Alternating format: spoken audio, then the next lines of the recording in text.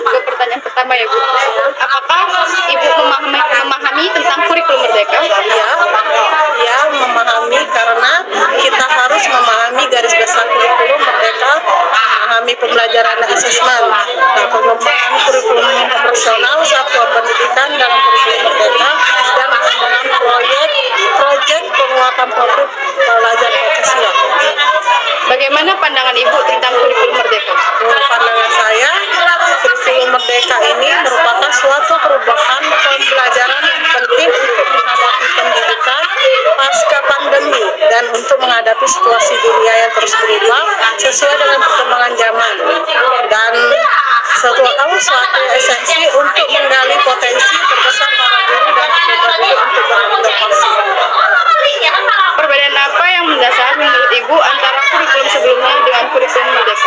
Ini perbedaan antara kurikulum K13 atau KUMER itu lebih fokus pada, kalau K13 lebih fokus pada intrakurikuler atau tatap muka, sedangkan KUMER lebih menggunakan panduan pembelajaran intrakurikuler dan kokurikuler melalui proyek penguatan profil pelajar Pancasila. Menurut Ibu, apakah pergantian ini tidak terlalu cepat? Kesannya seperti ganti menteri, ganti kurikulum. Kalau kesannya itu pada dasarnya lebih relatif cepat berubah karena mengikuti adanya perkembangan zaman yang terjadi, terutama perkembangan ilmu pengetahuan dan teknologi. Apakah sekolah Ibu telah menerapkan kurikulum merdeka? Iya, sudah menerapkan. Untuk saat ini hanya pada kelas 1 dan kelas 4. Sejak kapan sekolah menerapkan kurikulum merdeka? Sejak sekolah ini menerapkannya sejak kurikulum merdeka ini sejak tahun 2020. Apakah Ibu pernah mengikuti pelatihan kurikulum merdeka? Belum. Kalau belum, alasannya menjadi kendala apa? Kendalanya pada awalnya kami tidak memiliki pengalaman di dalam kurikulum merdeka, dan akses yang dimiliki dalam pembelajaran belum merata dengan manajemen waktu dan keterbatasan referensi. Bagaimana implementasi proyek Kurma dalam pembelajaran di kelas Ibu? Untuk implementasi proyek Kurma ini, untuk menerapkannya, pembelajaran yang menyenangkan karena bisa dilakukan melalui pembelajaran project basic learning atau pendekatan. Proyek apa saja yang pernah dilakukan?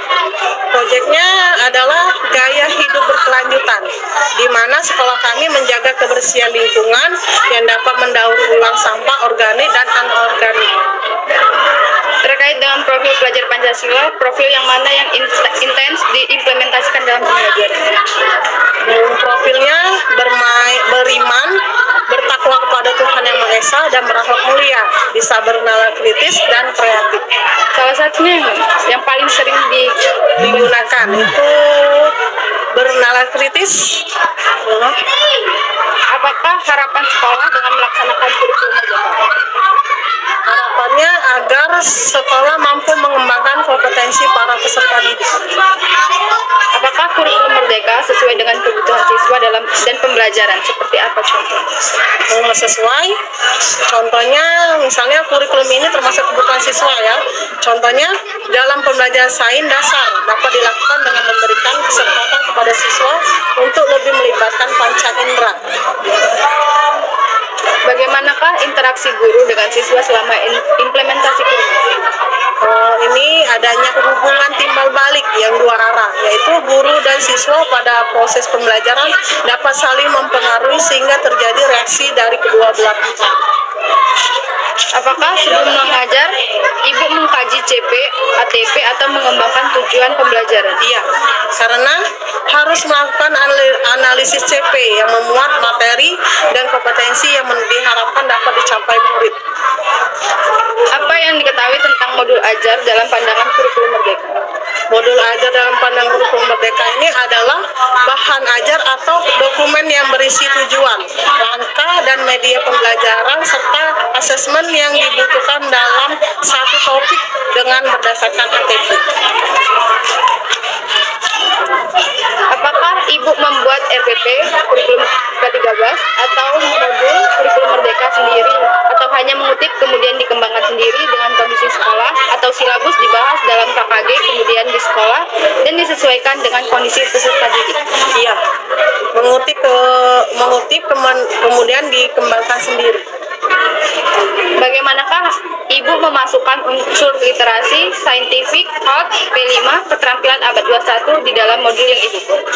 Dalam pelaksanaan literasi pada pembelajaran yang bervariasi, seperti menciptakan suasana kelas yang nyaman untuk melaksanakan pembelajaran dengan menyediakan media, gambar, dan teks cerita, dan menciptakan pojok baca untuk di setiap kelas. Apakah Ibu menemui hambatan dalam pembuatan modul dan bagaimana solusinya? Ada kesulitannya dalam menganalisis data. Solusinya harus lebih kreatif dan melakukan evaluasi.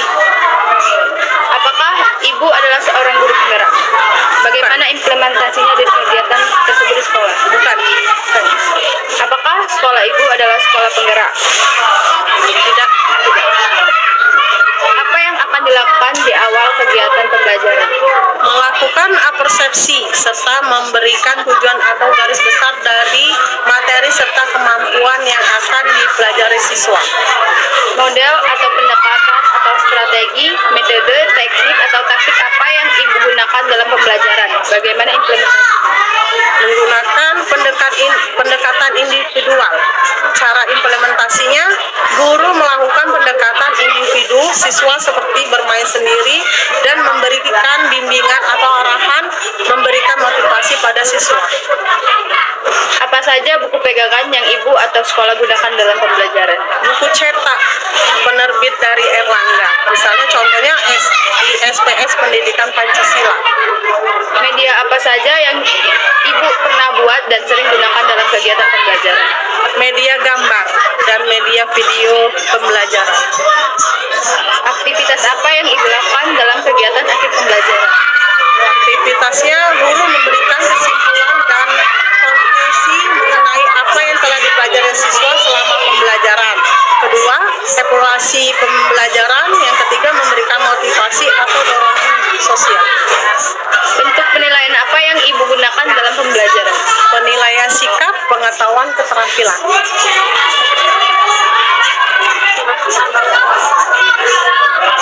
Apakah Ibu menemui hambatan dalam penilaian? Bagaimana solusinya? Tidak ada hambatan karena penilaiannya sesuai dengan tujuan penilai secara berkeadilan, objektif, dan edukatif. Kapan saja Ibu melakukan penilaian? Biasanya pada saat proses belajar mengajar berlangsung atau dilakukan di akhir semester. Apakah setiap soal yang digunakan di sekolah, STS atau SAS, dikembangkan sendiri atau bersama KKG atau lainnya? Dikembangkan melalui KKG. Bagaimanakah proses pengembangan soal dalam asesmen? Pengembangan soalnya dalam asesmen ini soal objektif seperti pilihan ganda, isian singkat, dan esai, atau soal non-objektif seperti uraian. Terima kasih Ibu sudah meluangkan waktunya untuk saya interview.